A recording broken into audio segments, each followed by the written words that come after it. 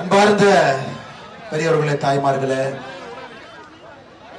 சரித்திர புகழ் இருக்கக்கூடிய ஜோலார்பேட்டை சட்டப்பேரவை தொகுதியில நம்முடைய எண்மண் எண்மக்கள் யாத்திரை 174வது சட்டப்பேரவை தொகுதியாக நின்று கொண்டிருக்கின்றோம். நீண்ட நெடிய பயணத்துல, தமிழ்நாட்டினுடைய பயணத்துல மிக முக்கியமாக இருக்கக்கூடிய ஜோலார்பேட்டை ஜங்ஷன் என்றால் ஜோலார்பேட்டை. அப்படிப்பட்ட ஒரு மிக பழமையான முக்கியமான மையமாக இருக்கக்கூடிய ரயில் நிலையம் என்பது ஜோலார்பேட்டையினுடைய அடையாளம்.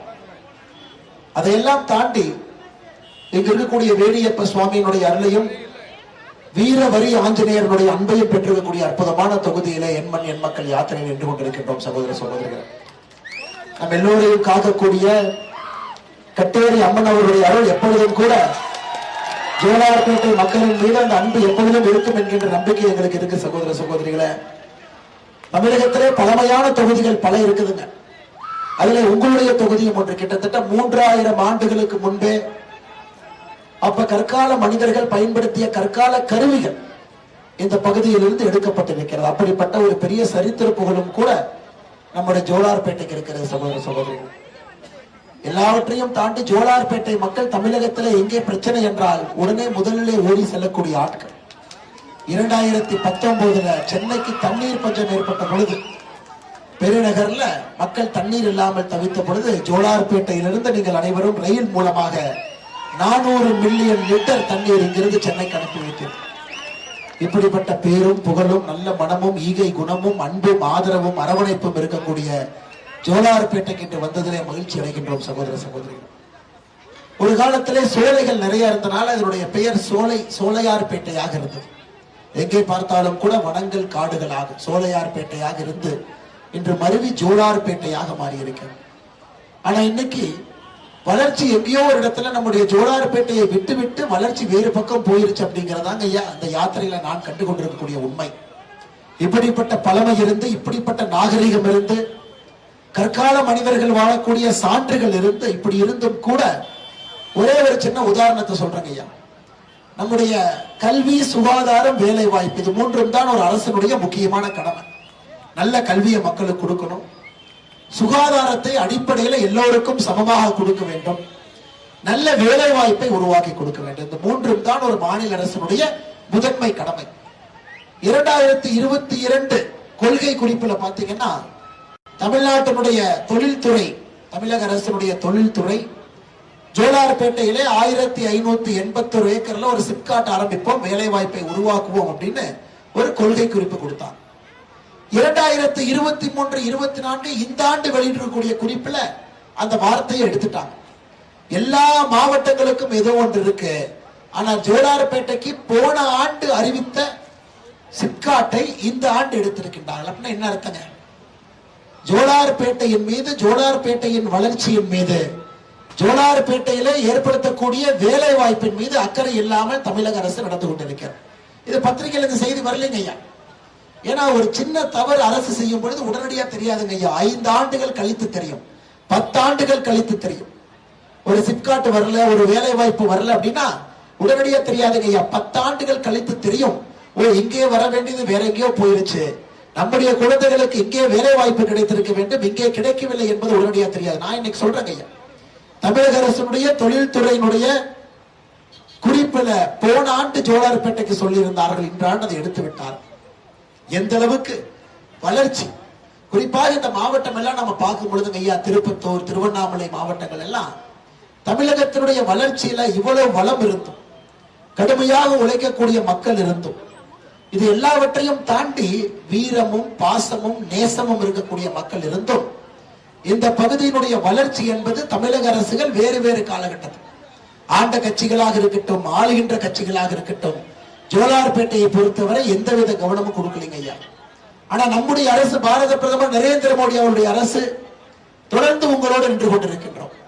உதாரணத்திற்கு உங்களுடைய ஜோலார்பேட்டையினுடைய ரயில்வே நிலையத்தை மறுபடியும் தரம் உயர்த்துவதற்காக அமிர்த் பாரத் திட்டத்துல 16 கோடி ரூபாய் நிதி சமீபத்திலே ஒதுக்கப்பட்டிருக்கிறது. அடுத்த ஆண்டுக்குள்ள வேலை நடத்த முடியுங்க ஐயா. இன்னும் இதனுடைய தரத்தை உயர்த்த வேண்டும் என்று குறிப்பாக உங்களுடைய திருப்பத்தூர் மாவட்டத்திற்கு மட்டுமே, நீங்கள் இருக்கக்கூடிய திருப்பத்தூர் மாவட்டத்திற்கு மட்டுமே நம்முடைய ஆட்சியில நம்முடைய பாரத பிரதமர் அவர்கள் 9 ஆண்டுகள் ஒரு திட்டத்தையும் கூட உங்களுடைய வீட்டு வாசலுக்கு நம்ம கொண்டு வந்திருக்கிறோம். எங்கேயும் போய் கை கட்டி நிற்க வேண்டிய அவசியம் இல்லை. ஒரு தாசில்தார் அலுவலகத்தில் போய் கையெழுத்து போட்டா தான் திட்டம் வரும். தாசில்தார் முன்னாடி கை கட்டி நின்னால் தான் பிரதமர் அவர்கள் விவசாயிகளுக்கு கொடுக்கக்கூடிய கௌரவ நிதி நம்முடைய வங்கி கணக்குக்கு ஏத்துவாரு. அது மாதிரி எதுவுமே இல்லைங்க ஐயா. நம்முடைய அரசை பொறுத்தவரை மோடியும் நீங்களும் நேரடியாக இணைந்திருக்கின்றீர்கள். இதான் நம்ம அரசுடைய சாதனை. 10 ஆண்டு காலத்துல டெக்னாலஜியை பயன்படுத்திங்க ஐயா. ஆதார் அட்டையை பயன்படுத்தி உங்களுடைய வங்கி கணக்கை பயன்படுத்தி நேரடியாக மோடி அவர்கள் உங்களோடு இணைந்திருக்கின்றார். எந்த திட்டம் உங்களுக்கு அனுப்ப வேண்டும் என்று நினைத்தாலும் கூட நேரடியாக உங்களுக்கு பாரத பிரதமர் அவர்கள் பாரதத்தினுடைய மத்திய அரசுடைய திட்டங்கள் நேரடியாக வருதுங்க. உதாரணம் சொல்றேன் கேளுங்க. திருப்பத்தூர் மாவட்டத்தில் கடந்த 9 ஆண்டுகள்ல பிரதமர் அவர்களுடைய மோடி வீடு திட்டம், கான்கிரீட் மோடி வீடு திட்டம், பாரத பிரதமர் ஆவாஸ் யோஜனா என்கின்ற திட்டத்தில் அந்த ஒரு மாவட்டத்தில் மட்டுமே 26,885 வீடுகள் கட்டி கொடுக்கப்பட்டிருக்கிறது. அந்த வீட்டுல மக்கள் குடியேறி இருக்கிறாங்க. இந்த ஒரு மாவட்டத்தில் மட்டுமே குழாய் மூலமாக குடிநீர், அது உங்களுடைய அரசனுடைய கடமைங்க. இத்தனை காலமாக நின்று கொண்டிருந்தோம். நம்முடைய தாய்மார்கள் சகோதரிகள் குடத்தை எடுத்துக்கிட்டு ஊர்ல கிலோமீட்டர் கணக்கில் நடந்து தண்ணி எடுத்துட்டு வருவாங்க. இன்னைக்கு ஒரு குடிநீர் என்பது உங்களுடைய அடிப்படை உரிமையாக மோடி அவர்கள் பார்க்கின்றார். குடிநீர் என்பது பைப்பு வீட்டுக்கே வர வேண்டும் என்று நினைக்கின்றார். இன்னைக்கு திருப்பத்தூர் மாவட்டத்தில் மட்டும் ஐயா 1,51,750 வீடுகளுக்கு குழாய் மூலமாக குடிநீர் உங்க வீட்டுக்கு வந்திருக்கு ஐயா. இலவச கழிப்பறைகள் மோடி ஐயா வந்த பிறகுதான் இலவச கழிப்பறைகள், ஒரு வீட்டு கழிப்பறை, சுத்தம் சுகாதாரம், ஸ்வச்ச பாரதம் என்கின்ற வார்த்தையை கொண்டு வந்தாங்க ஐயா. இது மகாத்மா காந்தி அவருடைய கனவு. தூய்மை இந்தியா என்பது மகாத்மா காந்தி அவர்கள் பல ஆண்டுகளாக அவருடைய யங் இந்தியா பத்திரிகையிலே தொடர்ந்து எழுதி கொண்டிருந்தார். அதற்கு காங்கிரஸ் முடியலைங்க ஐயா. ஒரு மோடி தேவைப்பட்டார். தூய்மை பாரதம் 1, தூய்மை பாரதம் 2 என்று தொடர்ந்து திட்டங்களை கொண்டு வந்து இன்னைக்கு திருப்பத்தூர் மாவட்டத்தில் மட்டுமே இலவச கழிப்பறைகள் 1,38,999 கழிப்பறைகள் இந்த மாவட்டத்திற்கு மோடி அரசால் கட்டி கொடுக்கப்பட்டிருக்கிறது. ஐயா, நம்ம ஆட்சிக்கு வந்த பொழுது 2014 64% மக்கள் வீட்டுல தான் கேஸ் அடுப்பு இருந்ததுங்க ஐயா. 36% வீட்டுல கேஸ் அடுப்பு இல்லைங்க ஐயா, விறகடுப்பு. மழை காலத்திற்கு முன்பு விறகுகளை சுள்ளிகளை எல்லாம் பொறுக்கி கொண்டு வந்து வீட்டிலே வைத்திருந்து அதன் மூலமா தான் மழை காலத்துல வீட்டுல சாப்பாடே செஞ்சுக்கிட்டு இருந்தாங்க. 36% இந்தியாவிடம் கேஸ் அடுப்பு இல்லைங்க ஐயா. குறிப்பாக நம்முடைய பெண்களுக்கு புற்றுநோய் வருவதற்கு அது ஒரு முக்கிய காரணமா இருந்ததுங்க ஐயா. குறிப்பாக நுரையீரல் புற்றுநோய். நிறைய பிரச்சனைகள் அந்த ஊதுகுழல்ல ஊதி நம்முடைய சகோதரிகள் தாய்மார்கள் வீட்டிலே அடைந்து கிடந்தார்கள். இன்னைக்கு நாம் பெருமையாக சொல்லலாம், 2024 100% இந்தியாவிற்கு நாம் கேஸ் அடுப்பை கொண்டு வந்திருக்கின்றோம். 64% கேஸ் அடுப்பு. எனக்கு 99.99, அது கூட ஒரு கிளரிக்கல் இருக்கையா, 100 என்று சொல்ல முடியாது. அதற்காக 99.99 என்று சொல்லுகின்றோம். எல்லோருக்கும் கேஸ் அடுப்பு. அந்த திட்டத்துல மோடி ஐயாவுடைய இலவச கேஸ் அடுப்பு திட்டத்துல நம்முடைய திருப்பத்தூர் மாவட்டத்திற்கு மட்டுமே 65,630 குடும்பங்களுக்கு ஐயா, 65,630 குடும்பங்களுக்கு மோடி சிலிண்டர் வந்திருக்கு ஐயா. இந்த சிலிண்டருக்கு மாதம் 300 ரூபாய் மானியம் இருக்கு. 300 ரூபாய் மானியம் இருக்கக்கூடிய மோடி சிலிண்டர் 65,000 குடும்பங்களுக்கு திருப்பத்தூர் வந்திருக்கு. 5 லட்சம் ரூபாய் மருத்துவ அட்டை. எந்த மருத்துவமனைக்கு சென்றாலும் கூட யாரையும் பார்க்காமல் மோடி ஐயா இன்சூரன்ஸ் கார்டு எடுத்து காட்டலாங்க ஐயா. திருப்பத்தூர் மாவட்டத்தில் மட்டுமே பயன்படுத்தியவர்கள் 9 ஆண்டுகளாக பயன்படுத்தியவர்கள் 98,121 பேர் 5 லட்சம் ரூபாய் அட்டையை பயன்படுத்தி இருக்கிறாங்க ஐயா. மிக முக்கியமான திட்டம், விவசாயிகளுக்கான திட்டம். விவசாயிகளுக்கு கௌரவம் கொடுக்க வேண்டும் என்பதற்காக பிரதமர் அவர்கள் கொண்டு வந்திருக்கக்கூடிய விவசாயிகளுக்கான கௌரவ நிதி ஐயா. இந்த 9 ஆண்டுகள்ல யாராவது இந்த 6,000 ரூபாய் வருதுங்களாங்க அக்கௌண்ட்டுக்கு யாராச்சும் கை தூக்க முடியுங்களா? விவசாய பெருமக்கள் இங்க இருக்கிறேன், உங்களுடைய வங்கி கணக்குக்கு ஒரு வருடத்திற்கு 6,000 ரூபாய் நேரடியா வருதுங்க ஐயா. 3 தவணையில 2,000 2,000 2,000 வருஷத்துக்கு 6,000 ஐயா. உங்களுக்கு இது தெரிஞ்சிருக்கான்னு தெரியல. இதுவரை உங்களுடைய வங்கி கணக்குக்கு 15 தவணையில 2,000 வந்திருக்கு. அப்ப என்ன கணக்குங்க? 30,000 ரூபாய் 9 ஆண்டுகள்ல விவசாய கௌரவ நிதி உங்களுடைய வங்கி கணக்குக்கு மோடி ஐயா அனுப்பி வைத்திருக்கின்றார்கள். 30,000 ரூபாய். திருப்பத்தூர் மாவட்டத்தில் மட்டுமே பயன்பெறக்கூடிய விவசாய பெருமக்கள் 53,652 பேருங்க ஐயா. ஒருத்தர் 2 பேர் இல்ல, 100 200 இல்ல, 1000 2000 இல்லைங்க ஐயா. 53,652 விவசாய பெருமக்களுக்கு இன்னைக்கு உங்களுடைய வங்கி கணக்குக்கு 30,000 ரூபாய் கௌரவ நிதியாக பிரதமர் அவர்கள் கொடுத்திருக்கிறார். இது நம்ம ஆட்சிங்க ஐயா, இது நம்ம ஆட்சி சாதனை. உங்களுக்கு தெரியும், தெரியாதவங்க யாருமே இங்க இல்லைங்க ஐயா. பேப்பர் படிக்கிறீங்க, டிவி பாக்குறீங்க, இருந்தும் உங்களை ஞாபகப்படுத்துவதற்காக இதெல்லாம் நான் சொல்லிட்டு இருக்கேன். இப்ப திமுக அரசுக்கு வரலாம். 31 மாதமாக திராவிட முன்னேற்ற கழகத்தினுடைய அரசை நீங்கள் பார்த்துக் கொண்டிருக்கின்றேன். நேற்று நம்முடைய உயர்நீதிமன்றத்தினுடைய நீதிபதி சொல்றார், ஒரு அரசாங்க அலுவலர், கடைக்கோடி ஊழியர், அரசுல வேலை பார்க்கக்கூடிய கடைக்கோடி ஊழியர் கைது செய்யப்பட்டு 48 மணி நேரம் சிறையில் இருந்தால் அவரை சஸ்பெண்ட் பண்ணிடுவாங்க. ஒரு அரசாங்க ஊழியர் 48 மணி நேரம் சிறையில் இருந்தால் அவர் ஆட்டோமேட்டிக் சஸ்பென்ஷன், உடனடியா தற்காலிக இடைநீக்கம். நேற்று ஹைகோர்ட்ல நீதிபதி கேட்கிறாரு, செந்தில் பாலாஜி 230 நாட்களாக சிறைச்சாலையில் இருக்காரு. 230 நாட்கள், 8 மாசம் ஐயா, 8 மாசம். 8 மாசமாக சிறையில் இருக்கக்கூடிய அமைச்சருக்கு நீங்க என்ன சம்பளம் கொடுக்கிறீங்க? இலாக்கா இல்லாத அமைச்சராக வைத்திருக்கிறீர்கள். அதாவது எந்த இலாக்காவும் ஒதுக்காம அமைச்சராக நீடிக்கிறாரு. அமைச்சருக்கான எல்லா சலுகையும் கிடைக்குது.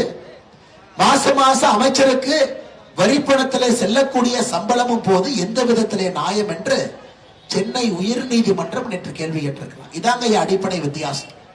தமிழகத்தை பொறுத்தவரை முதலமைச்சர் அமர்ந்திருக்கக்கூடிய நாற்காலில் இருக்கக்கூடிய 4 காலுகளுங்க ஐயா. முதலமைச்சர் சேர், நாற்காலியிலே 4 கால், ஒரு கால் ஊழல்.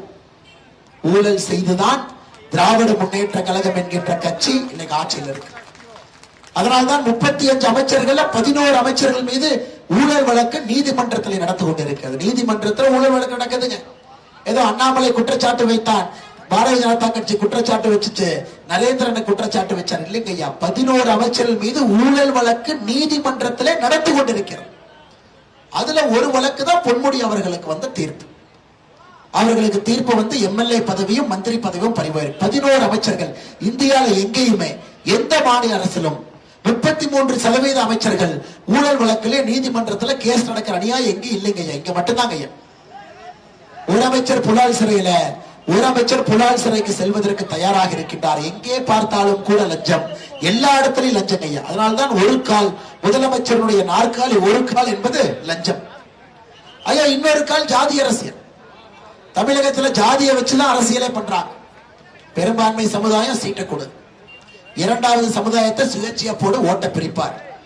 இந்த சமுதாய காலில் போய் எலெக்ஷன்ல விழுவு, இந்த சமுதாயத்திற்கு ஒரு மணிமண்டபத்தை கட்டுக்கொடு, இந்த சமுதாய தலைவருக்கு ஒரு மாலையை போடு, அந்த சமுதாய தலைவரை பத்தி உயர்த்தி பேசு. இதை தவிர தமிழ்நாட்டில் வேற ஏதாச்சும் அரசியல் நடக்குதுங்களாங்க ஐயா?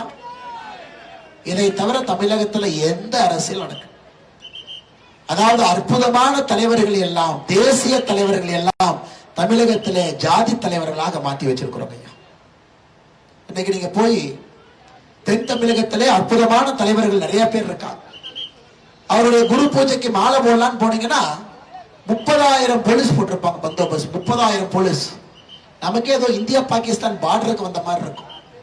ராமநாதபுரம் அந்த மாவட்ட பக்கம் போயிட்டீங்கன்னா தேசியத்திற்காக பாடுபட்ட தலைவர்களை ஜாதி என்கின்ற முத்திரையில் அடைத்ததே திராவிட முன்னேற்ற கழகம் கட்சிதான்.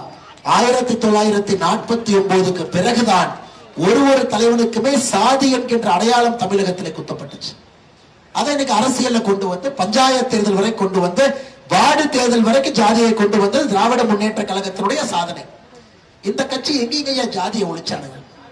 அது பொன்முடி உங்க பக்கத்து மாவட்டத்துல அவர் மேல யாராச்சும் உட்கார்ந்தாங்கன்னா ஜாதி பேரை சொல்லிதான் பேசுவார். மேலே இருக்கக்கூடிய தலைவர்களுடைய ஜாதி பேரை சொல்லிதான் பேசுவார். எங்கே ஜாதியை ஒழித்தார்? ஜாதியை வைத்து வைத்து அரசியல் வியாபாரம் செய்து முதலமைச்சருடைய நாற்காலினுடைய 2வது காலே ஜாதி அரசியல் ஐயா. 3வது கால் குடும்ப ஆட்சி. அந்த குடும்ப ஆட்சியை ஆட்டினீங்கன்னா குடும்ப ஆட்சி. கோபாலபுரத்துல ஒரு குடும்பம் இன்னைக்கு 4வது தலைமுறைக்குள்ள எட்டி பார்த்தாச்சு. கலைஞர் கருணாநிதி ஐயா, அது போய் மு க ஸ்டாலின் ஐயா, அது போய் உதயநிதி ஸ்டாலின், இன்னைக்கு வந்து இன்பநிதி ஸ்டாலினும் ட்ரெய்லர் ரிலீஸ் பண்ணிட்டாங்க சேலத்துல. அந்த ட்ரெய்லர் ரிலீஸ் ஆயிடுச்சு, மெயின் பிக்சர் தான் பாக்கிங்க ஐயா. எனக்கு கோபாலபுர குடும்பத்தினுடைய 4வது தலைமுறையை நோக்கி ஒரு பக்கம் போகுது. தமிழகத்துல நீங்க எங்க பார்த்தாலும் குடும்ப ஆட்சியில் இருப்பவர்கள் தான் அமைச்சர்களாக இருக்கிறார்கள். அன்பில் மகேஷ் பொய்யாமொழி 3வது தலைமுறை, கீதா ஜீவன் 2வது தலைமுறை, தங்கம் தென்னரசு 2வது தலைமுறை. எம்பிக்கள்லாம் எடுத்துக்கங்க, உங்க பக்கத்து எம்பி எடுத்துக்கலாம். துரைமுருகன் பையன் எம்பி, பொன்முடி அவர் பையன் எம்பி, தங்கம் தென்னரசு அவங்க தங்கச்சி தென்சென்னை எம்பி, தயாநிதி மாறன் எம்பி, அவங்க அப்பா முரசொலி மாறன். வட சென்னை எம்பிக்கு போனீங்கன்னா ஆற்காட்டு வீராசாமி அவர் பையன் கலாநிதி வீராச்சன், சொல்லிட்டே போலாங்க ஐயா. அப்பா மந்திரியா இருந்தா பையன் எம்பியா இருப்பார். அப்படி மிஸ் ஆகி போச்சுன்னா மேயர் ஆக்கிடுவாங்க. இது புதுசு இல்லைன்னா மேயர், குடும்பத்துல மேயரும் கொடுத்து. சமீபத்தில் அந்த பாத யாத்திரையில ஒரு தொகுதிக்கு போயிருந்தாங்க ஐயா. அமைச்சர், அமைச்சருடைய மச்சான் உள்ளாட்சி பிரதிநிதி, அமைச்சருடைய மனைவி உள்ளாட்சி பிரதிநிதி, அமைச்சருடைய மகன் உள்ளாட்சி பிரதிநிதி. இன்னைக்கு உள்ளாட்சி பிரதிநிதிகள் வரைக்கும் குடும்ப ஆட்சியை கொண்டு வந்து வைத்திருக்கின்றார்.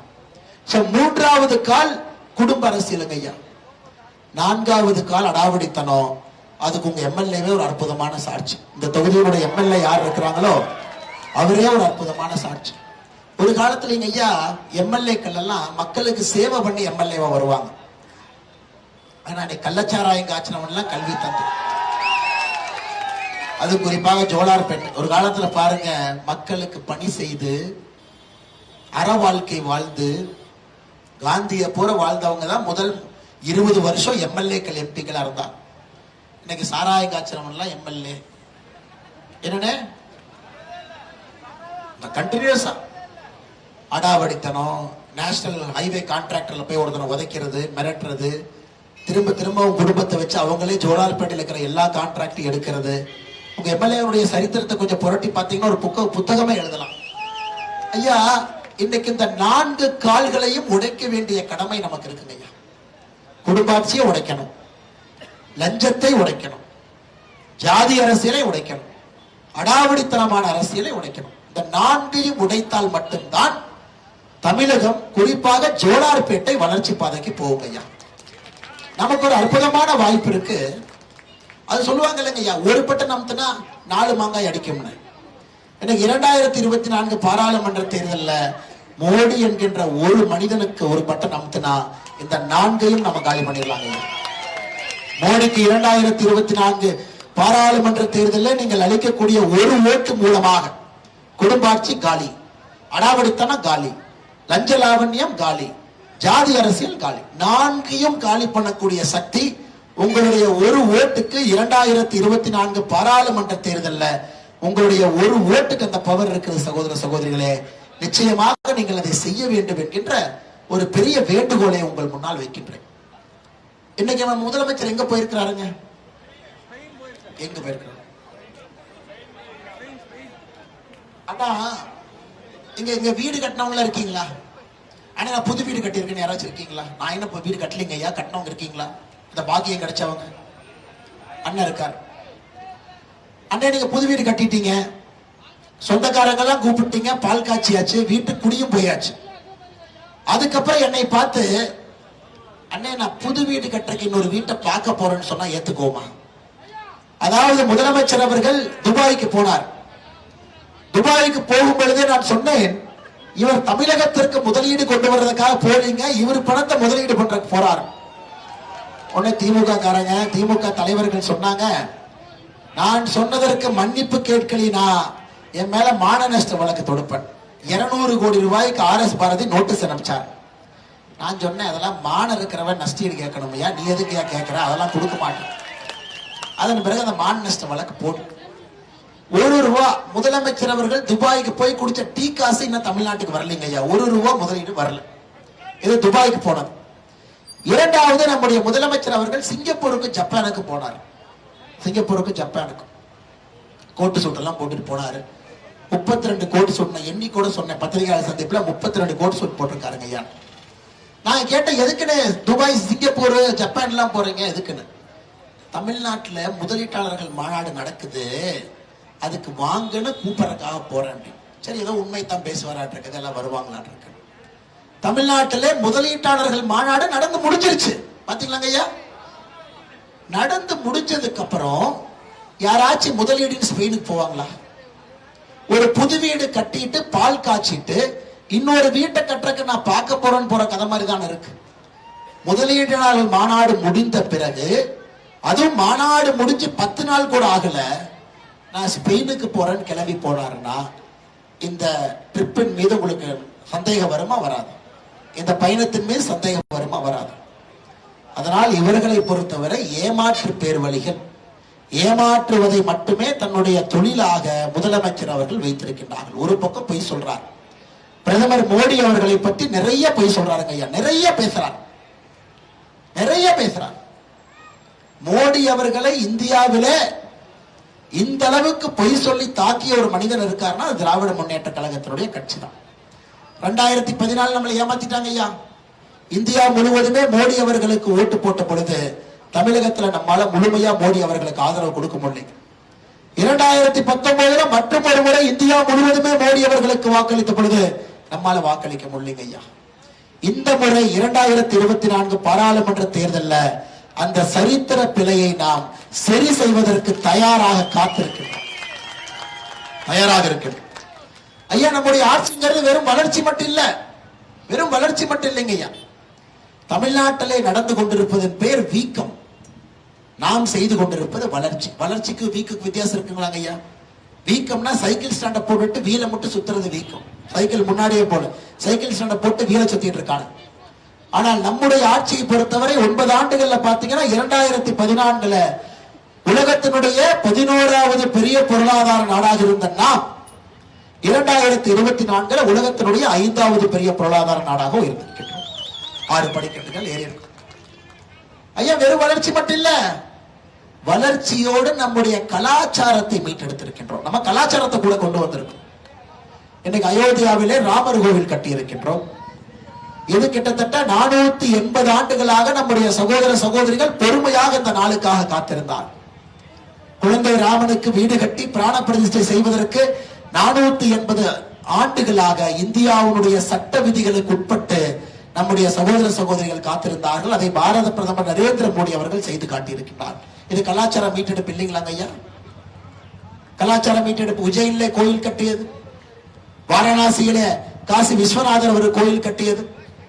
இந்தியாவிலே ஒரு இடத்திலும் கூட நாம் இழந்த கலாச்சாரத்தை 500 ஆண்டுகளுக்கு முன்பு எதை இழந்தோமோ அதை திரும்ப நம்முடைய நாட்டிற்கு அடையாளமாக கொண்டு வருகின்றோம்.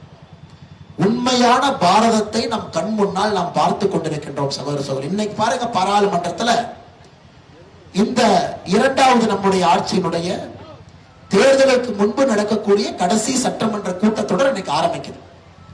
ஜனாதிபதி அவர்கள் மரபுப்படி வந்து அந்த கூட்டத்தொடரை ஆரம்பித்து வைப்பார். இன்னைக்கு ஜனாதிபதி திரௌபதி முர்மு அவர்கள் அந்த கூட்டத்தொடரை ஆரம்பித்து வைப்பதற்கு வரும் பொழுது அவரை செங்கோல் வழி நடத்தி கொண்டு என்று வந்தது. இன்னைக்கு தான் நம்ம செங்கோலுடைய மகிமையை பார்த்தங்கய்யா. செங்கோல் என்பது பாராளுமன்றத்தினுடைய மைய கட்டத்தில் சும்மா வைக்கலீங்கய்யா.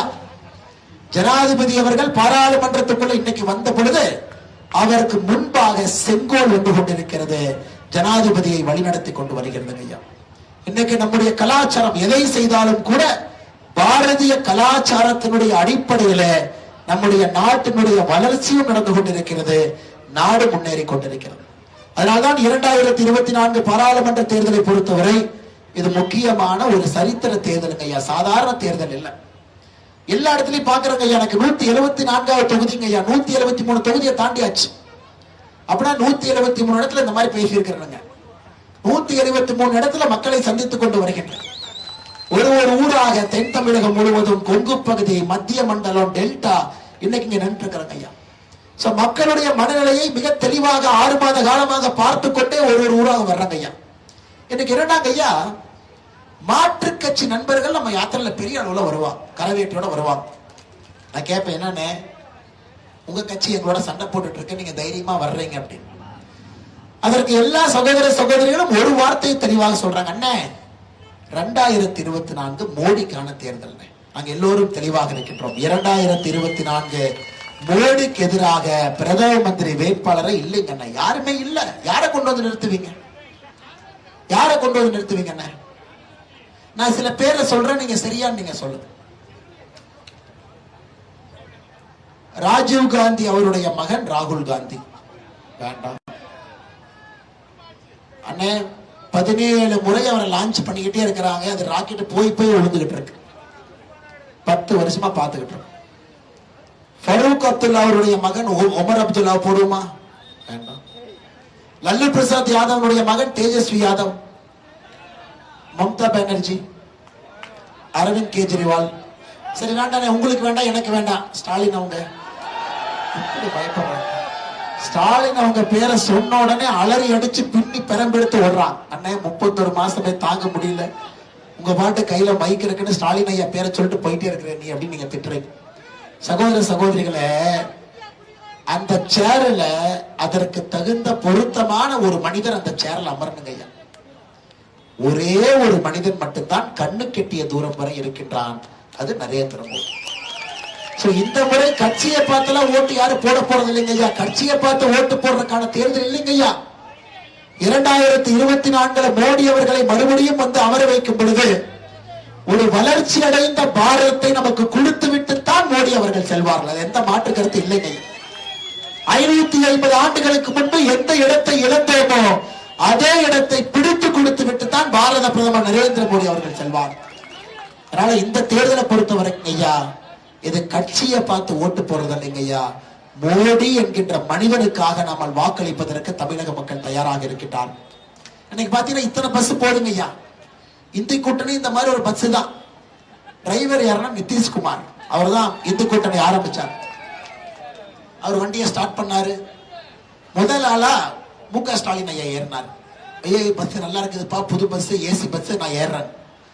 ஒருத்தரா ஏறினாங்க. இத்தனை பேர் பஸ்ல ஏறினாங்க. சகோதரிகள் எல்லாம் பேசுறது கேட்டிருக்காங்க. பஸ் போயிட்டு இருந்தது. நான் அப்பவே சொன்னேன், யோ வடக்க போறதுக்கு தெக்க போயிட்டு இருக்கிறீங்க, கரெக்டா பார்த்து ஓட்டுங்க ஐயா. நிதிஷ்குமார் அண்ணே ஒரு 3 மாசம் ஓட்டி பார்த்தாரு. இவனுங்களை நம்பி நாம வண்டி ஓட்ட முடியாதுன்னு பஸ்ஸை நிறுத்திட்டு டிரைவர் இறங்கி ஓடி வந்து நம்ம வண்டியில் ஏறிட்டார். இன்னைக்கு இந்தி கூட்டணியை ஆரம்பித்த நிதிஷ்குமார் அவர்களே இந்தி கூட்டணி விளங்காது என்று சொல்லிவிட்டு நம்முடைய தேசிய ஜனநாயக கூட்டணியை தன்னை இணைத்துக் கொண்டு நம்மோடு பயணம் செய்ய ஆரம்பித்திருக்கின்றார்கள். ஏனென்றால் இந்தி கூட்டணியில் இருக்கக்கூடிய எல்லா கட்சிகளும் சுயநலவாதிகள். அதுக்கு ஒரு உதாரணத்தை சொல்றேங்க ஐயா, ஒரே ஒரு உதாரணத்தை சொல்றேன். அண்ணன் திருமாவளவன் அவர் எவ்வளவு பெரிய சுயநலவாதின்னு சொல்றேன் கேளு. 6 மாசத்துக்கு முன்னாடி திருமாவளவன் சொன்னார். திருமாவளவன் என்ன சொன்னார்னா, சனாதன தர்மத்தை நாங்கள் ஏன் எதிர்க்கின்றோம் என்றால் கோவில் கருவறைக்குள்ள பிராமணர்கள் மட்டும்தான் போனுங்கிறாங்க, அதை நாங்க இருக்கணுங்கிறாங்க. சரி எதுங்க. 6 மாசம் கழிச்சு இன்னைக்கு சொல்றாரு, மோடி அவர்கள் பிராமணர் கிடையாது, ஆனா மோடி தான் குழந்தை ராமரை தொட்டு உயிர் கொடுத்தது மோடி. இன்னைக்கு திருமாவளவன் சொல்றாரு, அது எப்படி மோடி கர்ப்ப கிரகத்துக்குள்ள போல? அவர் சங்கராச்சாரியாரா? அவர் எப்படி அதாவது 6 மாதத்திற்கு முன்பு பிராமணர்கள் மட்டும் உள்ள போறனால நான் சனாதன தர்மத்தை எதிர்க்கிறேன். 6 மாதம் கழித்து பிராமணர் இல்லாத மோடி எப்படி உள்ள போலாம்? அப்ப மோடி சங்கராச்சாரியாவான். ஐயா 2 சீட்டுக்கு இவனுக்கு படுற பாடு இருக்கு.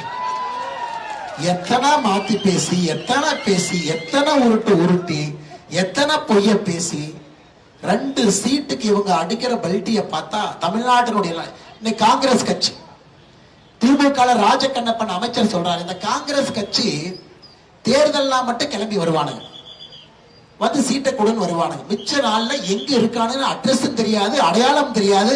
காங்கிரஸ் கட்சி யாரும் பார்த்ததே இல்லை. உடனே அழகிரி என்ன சொல்றாரு, நீங்க திமுக காரங்களை ஓவரா திட்டினீங்கன்னா நாங்க சென்னையிலேயே சீட்டு வேணும்னு கேட்டுருவோம், பாத்துக்கங்க அப்படின்னு. இது என்ன பாகிஸ்தான்காரன் சொல்ற மாதிரி, என்னை ரொம்ப மிரட்டினா துப்பாக்கி வச்சு நானே சுட்டுக்குவேன் பாகிஸ்தான்காரன் மிரட்டுற மாதிரி. இன்னைக்கு காங்கிரஸ் என்ன சொல்றாங்கன்னா, நீங்க ரொம்ப எங்களை கேவலமா பேசுனீங்கன்னா நாங்க சென்னையிலேயே சீட்டு கொடுன்னு கேட்போம், 15 சீட்டு கொடுன்னு கேட்போம். ஐயா காங்கிரஸ் கட்சி எங்கேயாச்சும் பார்த்துருக்கிறீங்களா? சென்னை வெள்ளத்துல, தென் தமிழக வெள்ளத்துல உங்களுக்கு சேவை பண்றதுல, மக்களுடைய பிரச்சனையை பேசுறது எங்கேயாச்சும் காங்கிரஸ் கட்சியை பார்த்துருக்கீங்களா? காங்கிரஸ் கட்சி தூக்கத்துல இருந்து எந்திரிச்சு, ஏன்னா அந்த கட்சியில தொண்டர்களை விட தலைவர்கள் அதிகமாக இருக்கின்றார். அதனாலதான் அடிக்கடி சொல்லுவேன், காங்கிரஸ் கட்சி அதனுடைய தலைமை அலுவலகம் சென்னையில் இருக்குங்க ஐயா. தலைமை அலுவலகத்துக்கு வெளியே ஒரு நண்பர் கேட்டாரா, இங்க என்ன கடை போட்டா நல்லா ஓடும், பச்சி கடை போட்டா நல்லா ஓடும். நான் சொன்னேன், ஒரு கட்சியிலே தொண்டர்கள் அதிகமா இருந்தா பச்சி கடை போடலாம், டீ கடை போடலாம், நல்லா ஓடும். தலைவர்கள் அதிகமா இருந்தா வேஷ்டி சட்டை கடை போடுங்க. அவர் கேட்டார், என்னன்னே பேசுறேன், உனக்கு அரசியலே தெரியல, வேஷ்டி சட்டை கடை போட்டா எப்பன்னே ஓடும். நான் சொன்னேன், சத்தியமூர்த்தி பவன்ல ஒரு முறை கூட்டம் நடந்ததுன்னா சட்டை வேட்டி கிழிச்சிட்டு வெளியே வருவானுங்க. அப்ப வேட்டி சட்டை நல்லா ஓடுங்க. சோ தலைவர்கள் அதிகமாக இருக்கக்கூடிய காங்கிரஸ் இன்னைக்கு தமிழகத்துல என்னங்க ஐயா பண்ண போறான்? கர்ம வீரர் காமராஜர் ஐயாவுடைய கட்சி, தமிழக மக்களுக்காக பாடுபட்ட காங்கிரஸ் கட்சி இன்னைக்கு திமுக என்ன சொன்னாலும் அதை வழிமொழிந்து பேசக்கூடிய ஒரு கட்சியாக தமிழகத்திலே மாறி இருக்கு. ஐயா கட்சி உங்களுக்கு வாய்ப்பு இல்லை. நீங்க சொன்ன மாதிரி எப்படி மோடி அவர்களுக்கு எதிராக யாரும் இல்லையோ, தமிழகத்தில் இன்னைக்கு பாரதிய ஜனதா கட்சிக்கு எதிராக யாரும் இல்லைங்க ஐயா. உங்கள் பிரச்சனையை, ஊழல் பிரச்சனையை, மக்கள் பிரச்சனையை, திமுகவுடைய அராஜகத்தை எழுத்து பேசி நம்ம தொண்டர்கள் பாத்தீங்கன்னா கைதாயிட்டு இருப்பான்.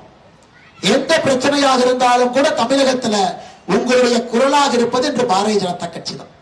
எப்படி மோடி அவர்களுக்கு எதிராக தலைவர்கள் இல்லையோ, இன்னைக்கு தமிழகத்திலே பாரதிய ஜனதா கட்சிக்கு எதிராக மக்கள் நலனுக்காக பாடுபடக்கூடிய கட்சி இல்லைங்க.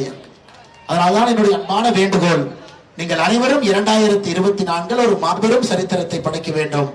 திருவண்ணாமலை பாராளுமன்ற தொகுதி, ஜோலார்பேட்டை சட்டமன்ற தொகுதியில உங்களுடைய அன்பும் ஆதரவும் நம்முடைய பாரத பிரதமர் நரேந்திர மோடி அவருடைய கரத்தை வலுப்படுத்த 400 எம்பிக்களை தாண்டி பாரத பிரதமர் அவர்கள் வரும் பொழுது தமிழகத்திலிருந்து 39 எம்பிக்களை நீங்கள் அவருடைய கரத்தை வலுப்படுத்த அனுப்பி வைக்க வேண்டும் என்கின்ற அன்பான வேண்டுகோளை வைத்து இந்த அற்புதமான யாத்திரைக்கு ஆரம்பத்திலிருந்து கடைசி வரை இங்கே வந்த எல்லா சகோதர சகோதரிகளுக்கு, பெரியோர்களுக்கு, தாய்மார்களுக்கு, இளைஞர்களுக்கு, இல்லத்தரசிகளுக்கு, குறிப்பாக குழந்தைகளுக்கு இந்த நேரத்தில் நன்றி கலந்த வாழ்த்துக்களை, வணக்கங்களை தெரிவித்து என்னுடைய உரையை முடித்துக் கொள்கின்றேன். நன்றி, வணக்கம். பாரத் மாதா கி, பாரத அன்னையின் புகழ்.